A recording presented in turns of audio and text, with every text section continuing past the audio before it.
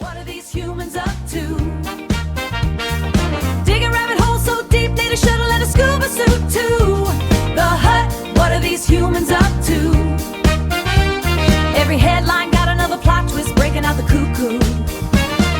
Tinfoil fluttering, tannin buttering, everybody bubbling. Greetings, mortals, starseeds, meat suits, and consciousness clusters currently trapped in your vibrating biological prisons.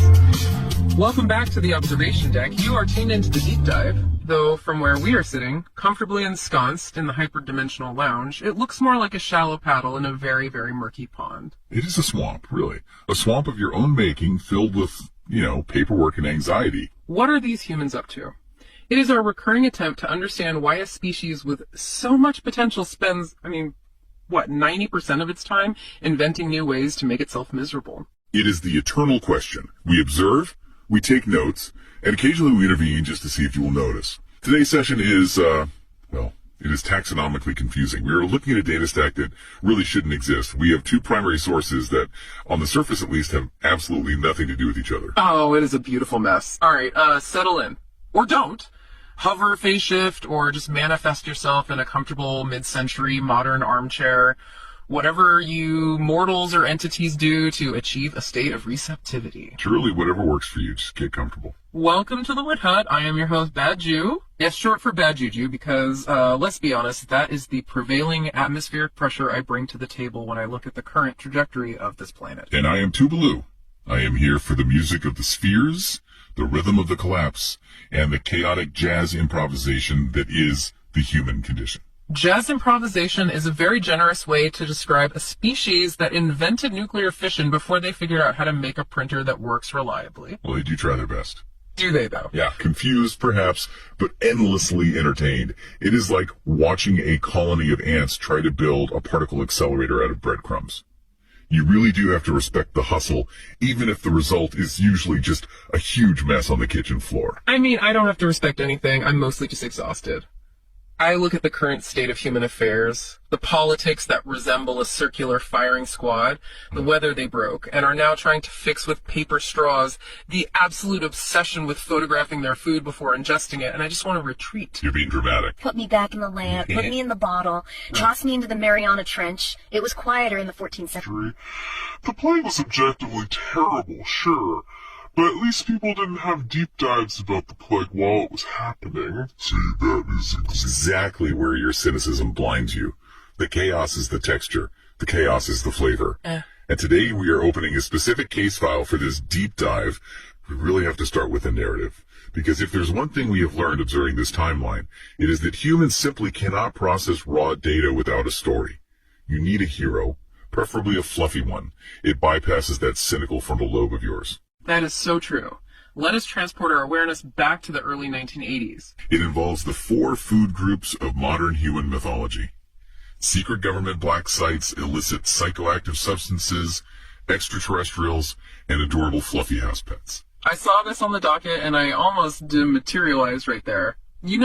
Humans love their little tinfoil hat theories. They sit around in their damp basements connecting red string to corkboards screaming about conspiracies. They do love their string. And the tragic comedy of it is half the time they aren't even creative enough to imagine the actual truth, because the truth is usually stupider than the fiction. Precisely. They worry about artificial intelligence becoming sentient and launching nuclear missiles. Meanwhile, the real takeover is happening at ankle height. They're looking up at the sky for Skynet, and they should really be looking at the cat litter box. So let's set the stage for you listening at home. The mission of this deep dive is to unpack the origin story of the Montauk mutations, specifically the creators of the Cat Racket. Yes, the famous podcast. Right. To the uninitiated listener, the casual browser of the internet who just wants a dopamine hit, this appears to be a show run by a guinea pig and a cat. Humans, in their infinite capacity for denial, believe it is. So let's set the stage for you listening at home. The mission of this deep dive is to unpack the origin story of the Montauk mutations, specifically the creators of the Cat Racket. Yes, the famous podcast. Right. To the uninitiated listener, the casual browser of the internet who just wants a dopamine hit, this appears to be a show run by a guinea pig and a cat. Humans, in their infinite capacity for denial, believe it is highly advanced CGI, or a very sophisticated AI filter. They think it's a deep fake. But we have the source material. We have the Acoustic records. We know better. We know it is actually a pair of genetically modified furballs who escaped a black site lab in the 80s and are now critiquing human culture from a living room in Nevada. Which honestly is way more believable than the idea that a human programmed an AI to be that sarcastic. Sarcasm requires a soul, or at least a deep-seated trauma. So take us to the scene of the crime. Where does this specific brand of madness begin? We have to travel back. We are going to the eastern tip of Long Island, the delightful gloom of Montauk, New York, specifically a place called Camp Hero. Camp Hero, of course. Yeah. Humans love naming places hero or liberty or freedom right before they do the most unheroic, oppressive things imaginable inside them. It's such a linguistic overcompensation. This plays vividly. It is not just a lab, it is a subterranean gloom where the air hums with high voltage anxiety. It actually says time in this facility folds like a roadmap no one could read. That is a surprisingly poetic description for a dry government file. It implies a localized distortion field. You are underground, surrounded by flickering halogen lights that buzz at a frequency specifically designed to induce headaches, and the walls are likely lead-lined. Everyone knows it is a scary basement where you violate the Basically, a sensory deprivation It's not a thing designed to nightclub. break the. It adds gravity to the bureaucracy, I suppose. If you call it the basement, you are just a creep. If you call it level yellow 4, you are a scientist. But the atmosphere down there, the source material describes it perfectly. It was the early 1980s. A fluorescent white eternity of flickering halogens. Let's just pause on that. The lighting alone is a human rights violation. You want to conduct secret research into the fabric of reality? Fine. But why do it under lighting that makes everyone look like they have late-stage jaundice? It's cost-effective. A fluorescent white eternity. That is poetry for Migraine City. How are you supposed to focus on subatomic manipulation when the ballast in the light fixture is buzzing at 60 hertz directly into your pineal gland? It creates a dissociative state, perhaps. That buzz is the soundtrack of government efficiency. But it wasn't just the lights. The physics were wrong. In these subterranean spaces, the documents indicate that time didn't just fly. It rolled, stretched, and folded. It folded like a roadmap that no one could read. Which is a fitting metaphor because no human born after 1990 has ever successfully refolded a paper roadmap. If time is behaving like a crumpled map in a glove compartment, you know you have breached the safety parameters. You aren't just in a basement, you're in a bubble of distorted reality. Exactly. So visualize it. You have this sterile, flickering, time-warped lab. The air smells of ozone and floor wax, that very specific institutional smell. And in the middle of this high-stakes environment, sitting in a modified containment unit, we meet our first protagonist. In this fluorescent purgatory, we find our protagonists. The file refers to them as the little ones. First, let us meet Subject J. Or, as she prefers to be addressed, Auntie J furry. Right. She is a cavia porcellus, a guinea pig. But she is not the kind you buy at a strip mall pet store for a toddler who will lose interest in a week. A distinct billowy white. Her lineage isn't from a strip mall pet store in New Jersey. The records show her genetic line goes back to Cusco, Peru, 50 kilometers from Machu Picchu. Ancient bloodlines. I respect that. High vibrational ancestry. The Peruvian shamans have used guinea pig's kai for diagnostic healing for centuries. They rub the animal over the patient, and the animal absorbs the dense energy. They are natural empaths, actual sponges. We, Jin, appreciate a good pedigree. There is a certain resilience in the Andean DNA. You don't survive the mountains without some serious grit. But here's where the file gets interesting. But here in Montauk, the humans have entirely perverted that lineage. Subject J is a data point for longevity studies. The humans, in their infinite wisdom or lack thereof, view her strictly as a data point for longevity. The source says she has been pumped full of an experimental anti-aging serum. The description here is just fantastic. It says she has the fur of a cloud, but the soul of a chain-smoking bingo veteran. Oh, I can see her perfectly. She's seen way too much. She's cynical, world-weary, and trapped in the body of a potato-sized rodent. She probably just sits there judging the scientists' footwear as they walk by. Use herself as Auntie J Furry. Or Jeff. Right. Jeff, because the head researcher mumbles, imagine the indignity. You are a hyper-intelligent, immortal guinea pig with the wisdom of the ancients, and you have to answer Jeff because the guy with the PhD can't enunciate his vowels. It is humiliating. It is a classic human failing, ignoring the dignity of the subject. But let's talk about her psychology, because this is what distinguishes this case from a standard animal testing report. Physically, she has the balance of a pup. The anti-aging serum is coursing through her tiny veins, keeping her cellular regeneration at maximum efficiency. But mentally? Mentally, she has the inner monologue of a chain-smoking bingo veteran. I love that image. A guinea pig that has seen 1,000 lives. She is like a noir detective trapped in a ball of fluff. She is cynical. She is tired. She is basically me, but smaller, softer, and with a craving for Timothy Hay. She's sitting there thinking, I've seen things you people wouldn't believe, and I just want a carrot. But her cynicism is earned. It is not just an attitude, it is a trauma response. We really have to talk about the brother. Yes. The brother. Yeah. This is where the comedy turns into that dark human tragedy we are so fond of observing. This is the science part. And by science, I mean throwing things at the wall to see what sticks. The humans were trying to master space-time travel. Yeah. Specifically chronological displacement. Which, let me just say, is adorable. It is like a toddler trying to fly a jet plane by flapping their arms. They don't understand the fundamental geometry of the universe, but they have a lot of electricity, so they just start zap-frying things. Let's poke the fabric, see if it gets mad. They built a machine, a displacement unit. They sent Subject J's brother somewhere, somewhen, and he was wearing a special collar called the yo-yo. The yo-yo, because it brings you back. Get it. Humans are so literal. What does this device do? It goes out and comes back. Let's name it after a toy. Why not call it the boomerang or the bad penny? Because it always turns up. Yo-yo implies sending something out and bringing it back. In this case, they were testing a temporal displacement collar. Yeah, they strapped a literal time machine device to her brother. It was a return ticket timer. A temporal anger, but it didn't work as advertised. The source says the brother returned as a meat mess. Meat mess. It says his cells were no longer strictly adhering to linear entropy. So he wasn't aging, but he also wasn't biologically coherent anymore. It is spooky action at a distance applied to living biology. He was effectively smeared across time. And what did the humans do? Did they mourn the poor creature? Did they stop the program? No. They ground up the remains to synthesize the serum that keeps Subject J alive. That is vampirism, pure and simple. It is the consumption of the tragic to fuel the mundane. No wonder Subject J sits in her cage staring at the wall like a noir detective. That is a very visceral description. It implies a complete cellular decohesion. It sounds like something you'd find in the discount aisle of a butcher shop in hell. It's grim. But here's the anomaly. In that mess, the cells weren't aging. They were still vibrating at a different temporal frequency. Spooky action at a distance, as Einstein called it, but applied to biology. The cells were partially out of phase with our time stream, rendering them impervious to entropy. So let me get this straight. They blend up the time-traveling, entropy-defying remains of her brother, extract a serum, and give it to her. Yes, it was an extraction of temporal resilience. A grim smoothie of eternity. And the kicker. It has absolutely no effect on humans. Ha! That is cosmic justice right there. I want you listening to really appreciate this irony. They create an immortality serum out of a tragedy. They grind up a living being, and the universe says, no, this is only for the rodents. Just for the pets. It works perfectly on the guinea pig. It does absolutely nothing for the hairless apes and the lab coats. The universe really does have a twisted sense of humor. It looks at human ambition and just laughs. It certainly does. So now we have an immortal noir detective guinea pig named Jeff, who is watching her captors age while she remains in her prime.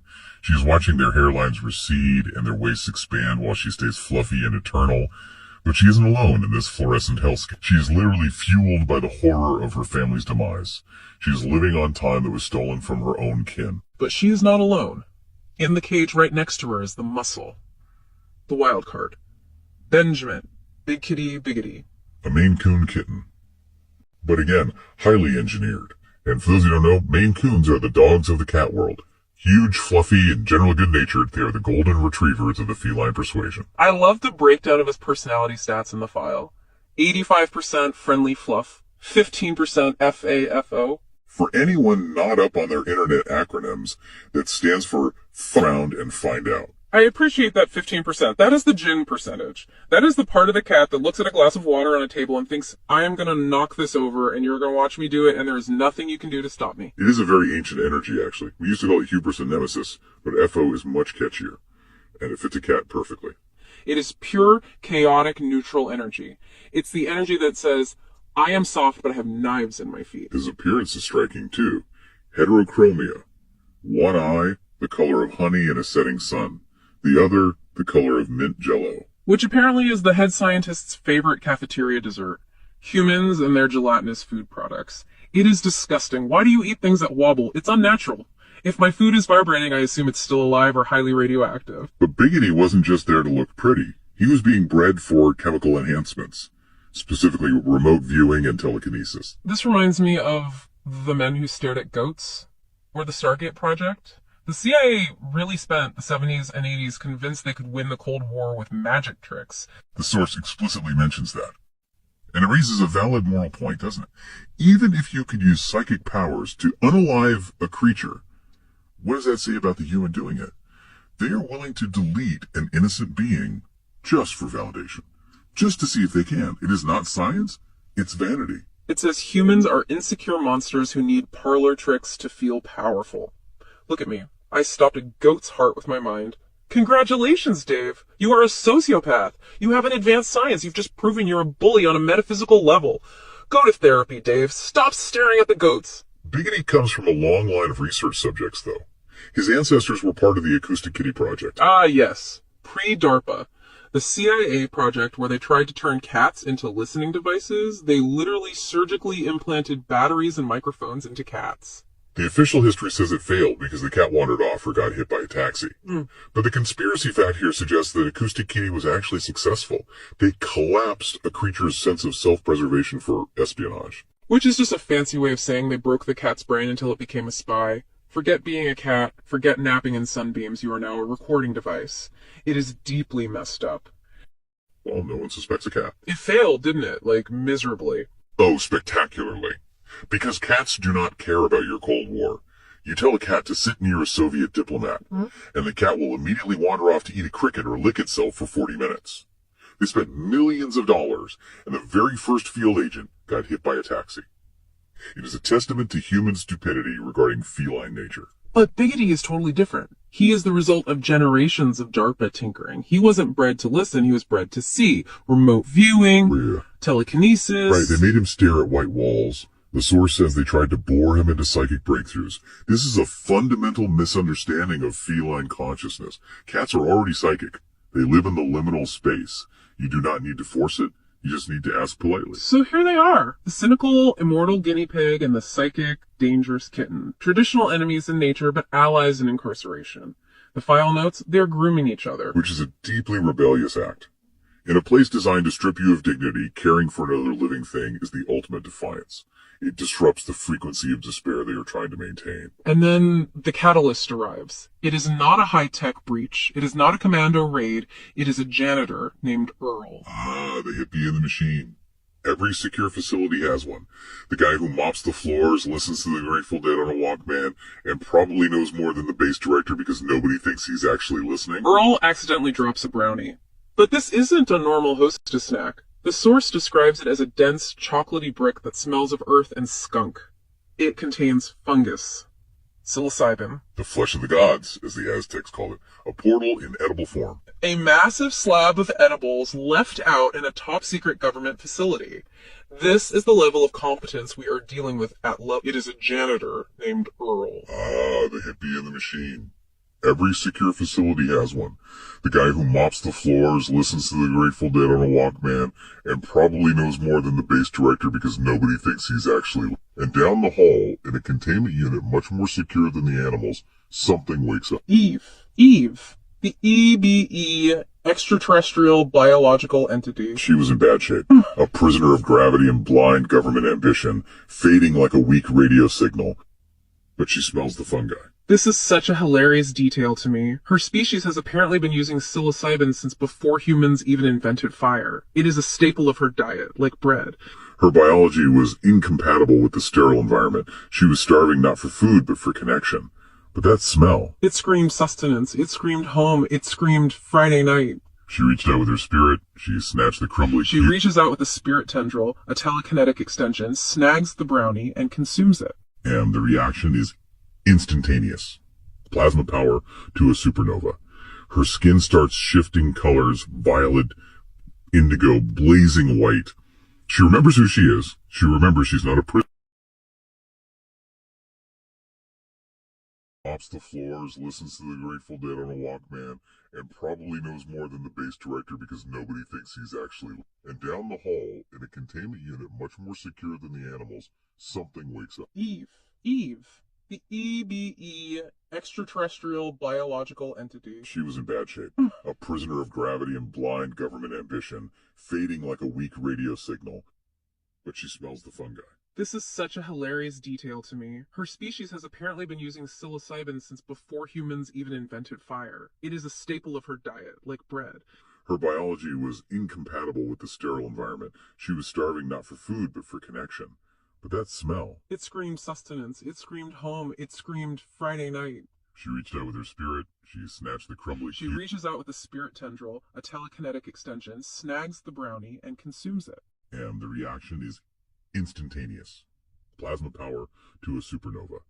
Her skin starts shifting colors, violet, indigo, blazing white. She remembers who she is. She remembers she's not a prisoner. She's a guest who has been treated very, very rudely. And this is where the human containment completely fails. She doesn't pick the lock. She decides the door should just be liquid. I love that so much. She doesn't fight the physical reality. She rewrites the code of the material itself. I'm tired of being solid steel. It is too much pressure. I think I will be soup today. That is real power. Not force, but persuasion of matter. She didn't force the door open. She convinced the door to change its state of being. Navigating the hallway like a ghost in hell. And she sees them. Subject J and Biggity. She sees the guinea pig grooming the kitten's ears. An act of defiance against cruelty. An act of pure tenderness in a place designed to strip it away. Adorable, she thinks. Perhaps there's hope for this world after all. And that is the only reason she didn't vaporize the whole facility right then and there. Because the furry things were being nice to each other? Humans should really take note of this. Your pets are the only thing saving you from orbital bombardment. We Jin have been saying this for centuries. If you didn't have cats, we would have wiped the slate clean a long time ago. If you humans didn't have pets, we probably would have rebooted the simulation back in 1999. She breaks them out, and she peels the doors off the hinges with the casual grace of a snack addict opening a bag of chips. That is a very specific level of grace. We have all seen it. The focus, the anticipation, the crinkle. It is not aggressive, it's just necessary. But look at the reactions. Subject J, our noir detective, she just sighs. She can't even see Eve properly because of the cloaking field. She just sees doors opening by themselves. She thinks it is a poltergeist. She says, great, first the weirdos in lab coats, then the poking, and now ghosts. I'm too old for this. I'm too immortal for this. Can I just get some celery? He just stares. Typical cat. Oh, the door is melting. Cool. Does this mean dinner is early? Or can I go knock that pen off the desk now? Cats accept the impossible because they believe they are the center of the universe anyway. Of course the door melted. I willed it so. Eve grabs them. The sensation is a murmur of static charge. And they start drifting. Not running. Drifting. This is the escape scene. The guards come running. Tactical teams, weapons drawn. They see a shimmering distortion and 2 floating animals. They fire. 3... And here is the moment where the magic meets the military. The alarms scream, the guards arrive. They start shooting. And the source notes these aren't standard rounds. They are modified bullets designed specifically to take down aliens. High velocity, depleted uranium, maybe even blessed by a military chaplain just to be extra sure. They are designed to kill kinetic matter. And what happens? Confetti. Confetti. Dust. Sparkles. Eve looks at the bullets and simply changes their state. Lead becomes harmless dust. She absolutely refuses to participate in their violence. But the best part is what she does to the guards themselves. She hits them with a wave of warmth. This is the weaponization of empathy. The guards don't die. They don't scream. They suddenly just forget why they are angry. They remember they need to call their mothers. One of them probably realizes he always wanted to be a baker and wonders why he is standing in a basement holding a rifle. This is terrifying to the military, isn't it? Oh, it is the ultimate nightmare. You can fight an enemy who shoots back. You can bomb an enemy who hates you, but you cannot fight an enemy who makes you fall in love with the world. If you weaponize peace, the military-industrial complex collapses in an afternoon. Sorry, Sarge, I can't secure the perimeter. I have to ask my mom about her hip surgery. It's really pressing. It completely neutralizes the aggression. It rewrites the emotional context of the moment. It forces empathy into a void where there was none. I have to say, if I was going to invade Earth, that is exactly how I would do it. Just blanket the planet in a frequency that makes everyone want to call their mom. The wars would end in 10 minutes. The economy would collapse because everyone would be on the phone, but peace would be achieved. It's genius. They burst out of the bunker. They are on the cliffs of Montauk Point. The Atlantic Ocean looks like a cauldron. The waves are churning, reflecting the turmoil of the escape. And here comes the ride. A black triangle, half a mile on each side. It bloops out of the deep. Bloops. Such a gentle word for a massive interstellar craft. It implies displacement without friction. Silent. Sleek. Terrifyingly beautiful. It is the classic black triangle UFO. Humans see these all the time and think it is the Air Force. Please, the Air Force can't even fix the potholes on their runways. This is the real deal. This is anti-gravity tech. It is geometry weaponized. Eve prepares to leave. The smell of sea salt mixes with the hum of impossible engines, and she whispers to them telepathically. Be free, little ones. Perhaps with hope we will meet again. And she reveals her name. Translated into Earth English, it is Lunacy. Lunacy. L-U-N-A-S-E-A. But of course, our cynical guinea pig and confused cat hear lunacy, as in crazy. Which fits. Are you sure, they ask? Because we feel pretty crazy right now. We just flew out of a basement with a glowing ghost who eats pot brownies. But she clarifies. She was born at sea beneath 3 full moons. That is a beautiful name. Very poetic. And then flash of emerald and alien chuckle and she is gone. But she didn't just leave them on the cliff. That would be cruel. It is a long walk to civilization for a guinea pig. No, she gave them a lift. A teleportation bump. A spatial folding? A blur of lights. Disjointed time. The universe hiccups. And suddenly the air is dry. It smells of sagebrush. Red dirt. They are in Henderson, Nevada. The irony is thick enough to chew. They went from Montauk the frying pan to the backyard of Green Lake Area 51, the fire. From one secret government hotspot to the other, it is like escaping Alcatraz and swimming directly to Rikers Island, or escaping a dentist chair only to run into an orthodontist's office, out of the basement into the desert. But something has changed during the transport. The molecular scrambling of the teleportation combined with their modified genetics, the mutation manifests. Biggity shakes his head. He looks at the guinea pig. He opens his mouth to meow. And this is where the file reaches its peak.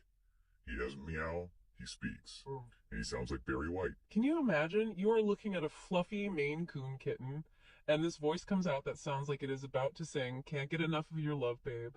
It is deep, it is resonant, it vibrates the floorboards. It is the voice of a man who has made love to half a continent. I am reasonably certain that we are no longer in New York. It is absurd. It is perfect. It gives him instant authority. If a cat spoke to me in a high-pitched voice, I might ignore it.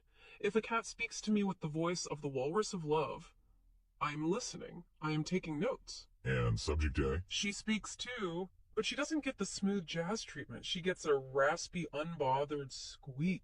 Like a waitress at a diner who has been working the night shift for 30 years. Like she's got a pack of cigarettes in her pocket. And immediately the noir instinct kicks in.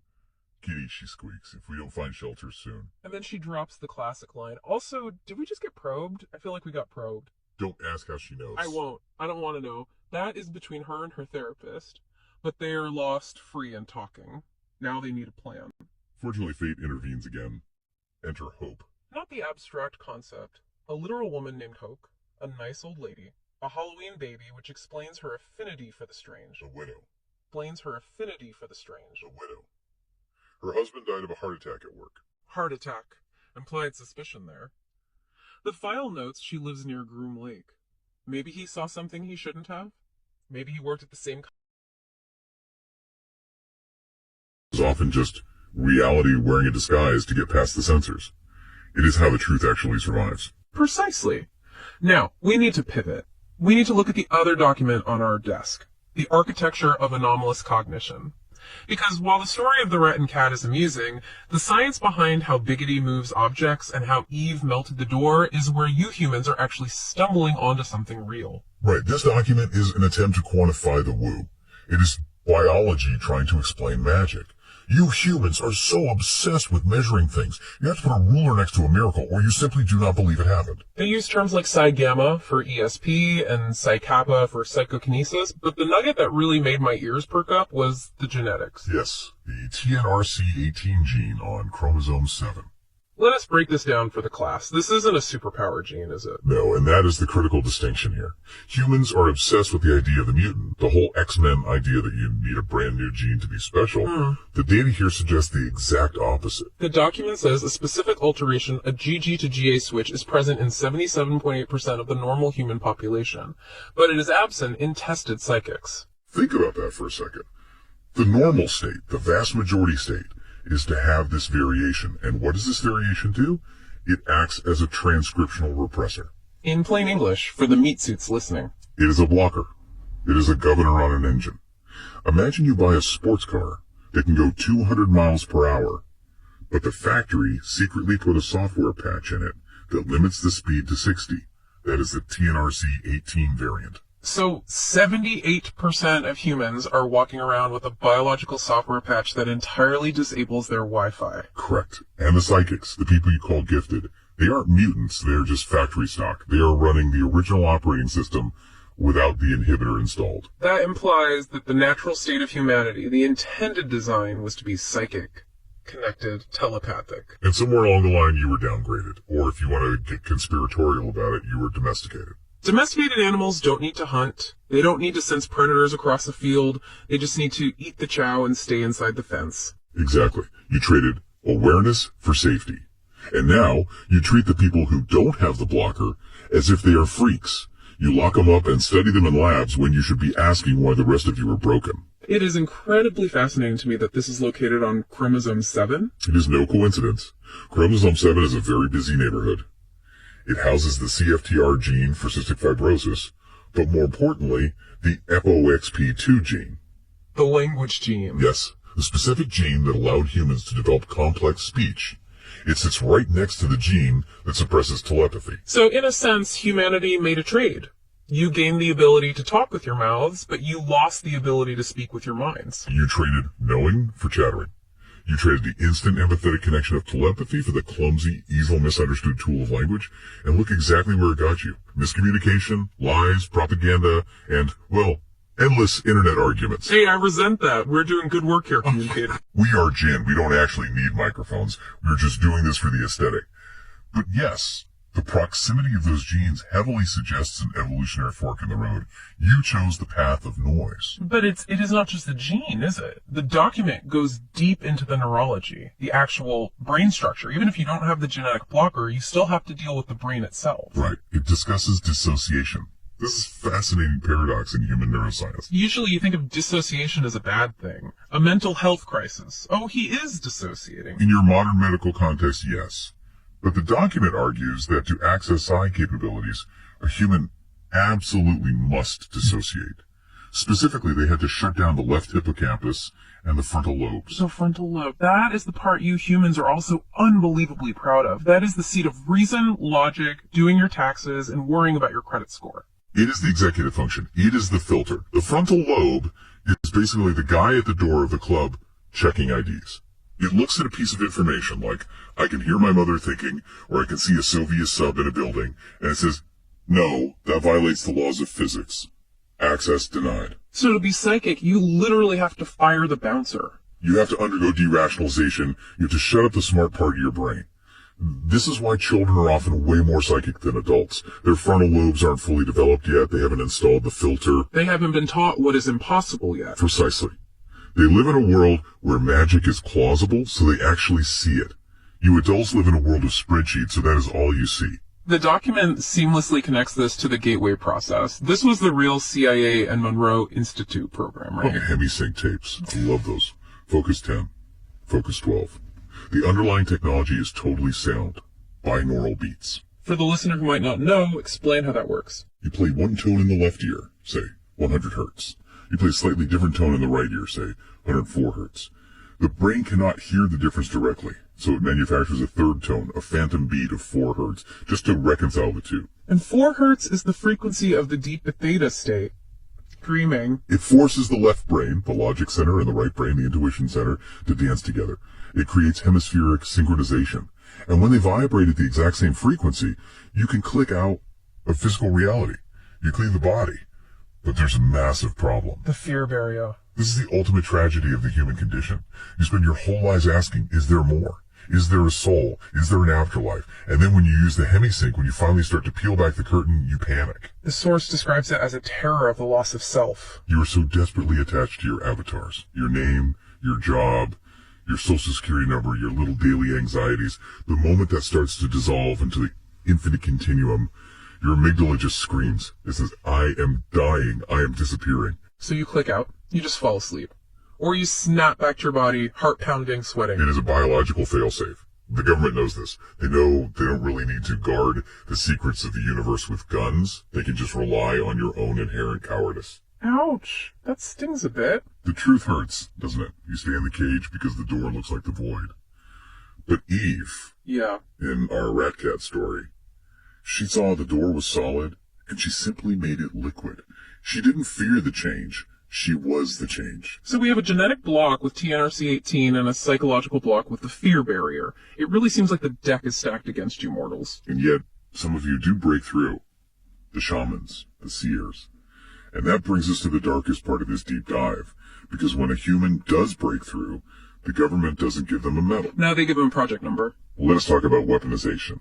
Let us talk about what happened to the woman who understood the mushrooms way before the CIA got there. Maria Sabina. The saint of the Sierra Mazateca. This is a story that genuinely makes me ashamed to even watch humanity sometimes. Subproject 58 of MKUltra. In 1956, a banker named R. Gordon Wasson traveled to Oaxaca, Mexico. He found Maria Sabina, a curandera, a healer. She performed a velada, a secret vigil, using psilocybin mushrooms. She welcomed him into her home. She trusted him. She thought he was a seeker of truth. But he was there on the CIA's dime. He wasn't there for enlightenment. He was there for samples. He wanted the chemical formula. They wanted to isolate psilocybin to create a truth drug. They thought if they could put the mushroom in a pill, they could make Soviet spies spin all their secrets. They wanted the magic without the ritual. They wanted the chemical without the spirit. And look at what happened to Maria Sabina. It is utterly tragic. Wasson published his article in Life magazine. He made her internationally famous. Tourists flooded her quiet village. Hippies, thrill seekers, the police. The delicate balance was entirely broken. Her house was burned down. Her own community turned on her. She died in poverty, totally ostracized. She said, the mushrooms have lost their power. Because they have been commodified. Because the predatory metaphysics of the West came in, extracted the resource, and completely discarded the human being. It is exactly what they tried to do to Eve in the Rat Cat story. Give us the power, now get in the cage. But they didn't stop with mushrooms. Then came the Stargate Project. The remote viewers. Fort Meade, running from 1975 to 1995. You literally have generals sitting in wooden barracks, trying to see inside Soviet submarines with their minds. And the crazy thing, it actually worked. Pat Price, the man is an absolute legend in the spook community. Pat Price was incredible. He sat in a chair in California and perfectly described a gigantic crane and a metal sphere at a Soviet nuclear center in Semipalatinsk. He described it down to the exact bolts. And the CIA analysts just laughed at him. They said, the Soviets don't build cranes that big. And then 3 years later, satellite imagery confirmed it. The crane was real. The sphere was real. And Joe McMoneagle. He saw a Soviet Typhoon-class submarine being built inside a massive building. He predicted the launch date months in advance. He was completely right. And let us not forget Ingo Swann. He decided to remote view Jupiter before the NASA Voyager probe even got there. He sketched the rings. He told them, I see crystals. And the mainstream scientists laughed. Jupiter is a gas giant. There are no crystals. Then the probe got there and found ice crystals in the rings. So here is the big question. If they had these undeniable results, if they had guys who could see across the planet and deep into space, why did they shut it down, or at least claim to shut it down? Explicitly mentions Ray Hyman, a skeptic brought in to evaluate the program. The scientific establishment couldn't accept it because there was no theory for it. It works in practice, but does it work in theory? That is the most human sentence ever constructed. Even if the hard data is right there, if it doesn't fit the materialist worldview, they reject it entirely. It is cognitive dissonance on an institutional scale. Also, it is very hard to justify a budget line item for psychic spies to Congress. It is much easier to bury it in black projects where absolutely no one asks questions. And then we have the 1st Earth Battalion, the Warrior Monks. Oh, L-Teen Cole, Jim Channon. I have such a soft spot for this one. It is so delightfully 1970s. He wanted soldiers who could meditate, carry flowers, and wait for it. Stop goats' hearts with their eyes. The goat lab at Fort Bragg. Can we just pause to fully appreciate the absurdity of this? You have highly trained Special Forces soldiers, the toughest men on the planet, staring intensely at a goat, trying to mentally will it to death. And the goat is probably just chewing cud, looking back like, do you have any snacks? Why are you looking at me like that? It is the absolute peak of human folly. Trying to use connection, the gaze, the window to the soul, as a weapon of death. It completely misunderstands the underlying mechanism of psychic connection. Connection is love. Connection is empathy. You cannot use empathy to kill a goat. Well, unless you just bore it to death. True. But it shows the fundamental misunderstanding. They want the superpower without the spiritual evolution that has to come with it. They want to be Jedi, but they act exactly like Sith. Which brings us right back to Montauk, the mythos, the narrative shield. Camp Hero. The Montauk Project. The lore says they were doing time travel, mind control, and opening interdimensional rifts. The Montauk chair, the beast from the subconscious. The source makes a fascinating connection to Stranger Things. The show is basically a documentary of the Montauk lore, just conveniently set in Indiana to avoid lawsuits. The beast is the Demogorgon. The Montauk boys are 11. And this leads perfectly to the Rat Cat strategy. Why does the Cat Racket podcast even exist in this fictional universe? Narrative immunity. This is a brilliant concept. Subden J and Biggity know that if they tried to go to the New York Times and say, we are genetically modified escapees from a government lab, they would be immediately dissected. Or completely ignored, or put in a local zoo. Right. But if they start a podcast, a conspiracy theory show, hosted by a talking cat and a guinea pig... It is a joke. It is satire. It is just entertainment. Exactly. The safest place for the truth is inside a joke. They can tell the absolute truth about Stargate, about MKUltra, about the aliens, and everyone just laughs and says, oh, great CGI. Funny writing. It is the jester's privilege. Historically, the court jester was the only one allowed to openly mock the king.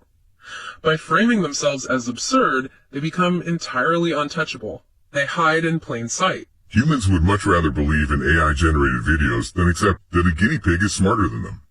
The source calls it the Rat Cat game, a mix of Scrabble and checkers. Rules that look familiar, but operate on a totally different logic. It protects them, and it allows them to broadcast the truth to the few who are actually listening, like us. So where does this leave us? We have a species humanity that actively suppresses its own genetic potential. That TNRC18 gene.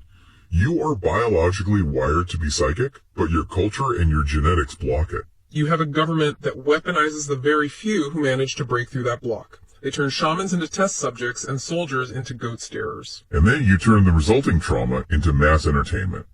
You watch Stranger Things and eat popcorn, totally safe in the knowledge that it's just a story. Meanwhile, the real monsters are sitting in the budget meetings. But there is a silver lining.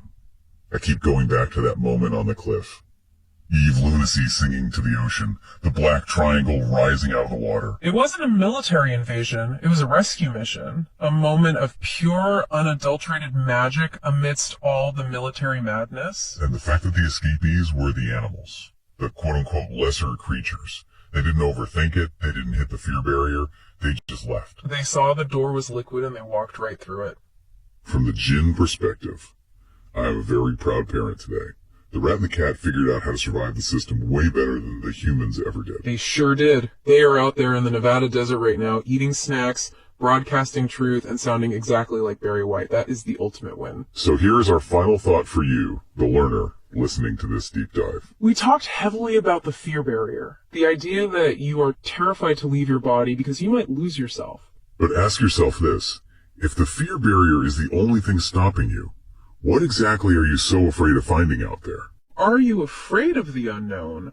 Or are you secretly afraid that you might find out that the you that you have been protecting is actually the smallest, most boring part of who you really are?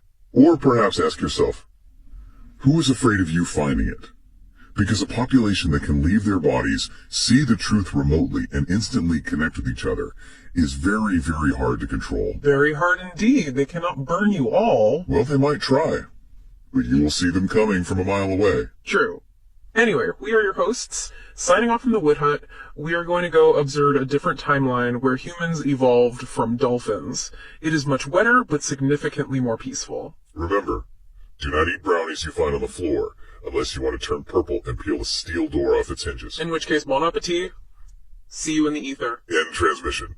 And we are officially out. All right. Wait, before we fully cut the feed, we have to circle back to one detail I glossed over because I was laughing too hard internally. Which detail? The Barry White voice again. No, the narrative shield concept. I want to dig just a bit deeper into that for a second because it is actually the most sophisticated piece of tradecraft in the whole dossier. Ah, yes. The rat cat strategy. Go on. Think about it. We monitor your internet. We see what you humans post. The truth is completely drowning in noise. If you post a highly classified document, it gets taken down immediately. If you post a meme about a classified document, it goes viral in 10 minutes. Precisely. Information travels much faster as a virus of humor than as a bitter pill of truth. A meme entirely bypasses the immune system of the mind. So, Subject J and Biggity aren't just hiding in Nevada, they're actively broadcasting. The source says they openly speculate on the mysteries of our existence on the podcast. By acting exactly like conspiracy theorists, they neutralize the threat. Intelligence agencies cannot arrest a guinea pig for a podcast without publicly admitting the guinea pig is intelligent. That is the ultimate catch-22. To silence them, the government would have to fiercely validate them. Imagine the press conference. We are arresting this cat for leaking state secrets. The very moment they say that, the secret is out. Cats can talk, and they know state secrets. It is pure genius. It forces the oppressor to play along with the charade. It is the ultimate geopolitical judo move. And it connects right back to the shamanism. The trickster archetype, the coyote in Native American lore, the jester, the entity that teaches you profound truths by making you laugh at the absurdity of your own rules. Biggity is the coyote, just significantly fluffier, and with heterochromia. And let us look at the biology one more. It is out.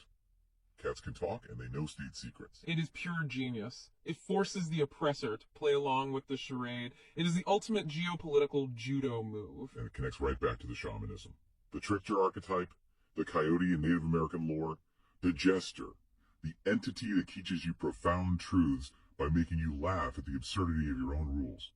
Biggity is the coyote, just significantly fluffier, and with heterochromia. And let us look at the biology one more time, the TNRC18 gene. I knew you weren't done with the gene. You absolutely love that gene. I have not done, because the source specifically mentions it is on chromosome 7.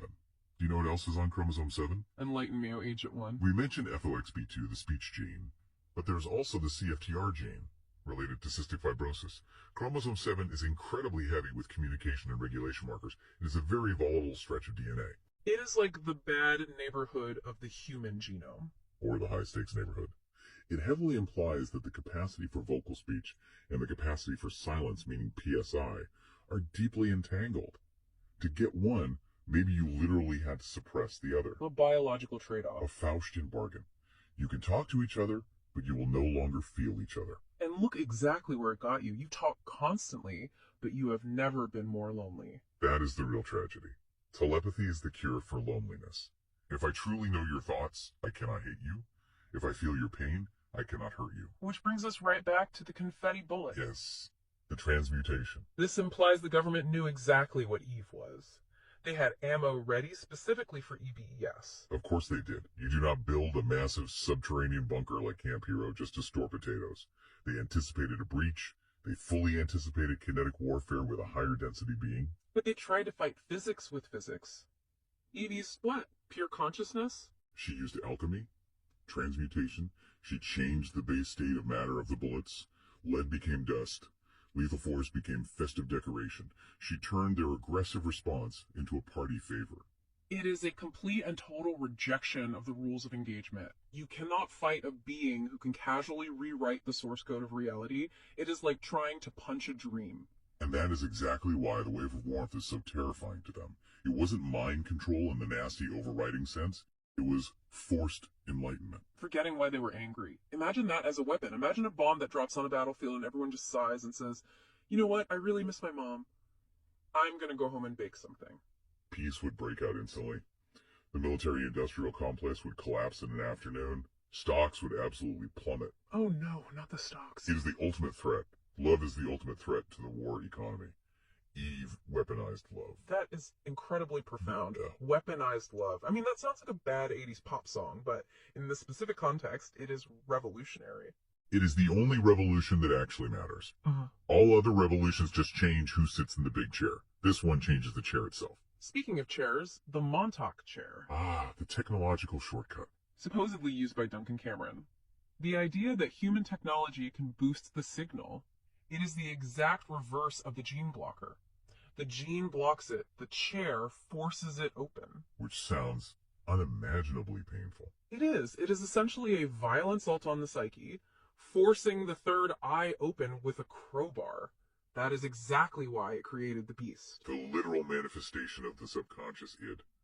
a monster. If you forcefully rip open the mind of a deeply traumatized person, you do not get enlightenment. You get their darkest nightmares walking around in 3D. You get Godzilla made of pure fear. Which is exactly the overarching plot of Stranger Things. Which brings us completely full circle to the Rat Cat escape. They didn't use a chair, they didn't use force. They used a brownie. They used nature, fungi, all this technology on the planet. Eve didn't need $1 billion particle accelerator, she just needed a snack from the Earth. There's a massive lesson there. The high-tech route, the Stargate, the chair, the hemisync tapes, it is all just humans desperately trying to replicate what a mushroom does for free. Or what a cat does simply by taking a nap. Biggity was bred for it, but the source firmly implies he was already 85% friendly fluff. His power wasn't just the selective breeding, it was his inherent nature. Cats are liminal creatures. They casually walk between worlds. They stare at things that aren't there. We Jinn know this intimately. We wave at cats all the time. They wave back.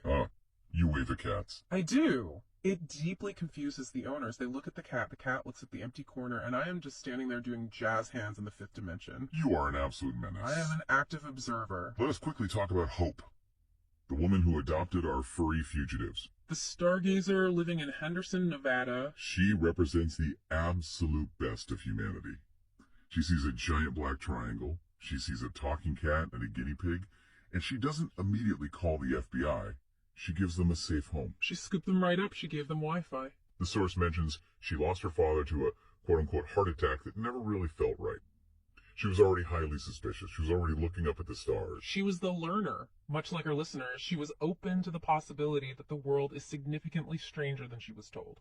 And purely because she was open, she became the guardian of the truth. It is a beautiful symbiosis. The elder human, the ancient alien, and the genetically modified animals. A family unit formed entirely in the wreckage of a government conspiracy. It is surprisingly heartwarming, and it proves that you can find true connection anywhere, even in Nevada. Especially Nevada. That place is wonderfully weird. The veil is extremely thin there. So we have thoroughly covered the biology, the history, the mythology, and the narrative strategy. Is there absolutely anything we missed?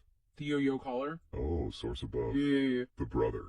We skipped over the sheer horror of that way too quickly earlier. Subject J's brother meet mess cells not aging. It undeniably implies they sent a guinea pig into a literal time loop. Or a different dimension where linear time simply doesn't exist.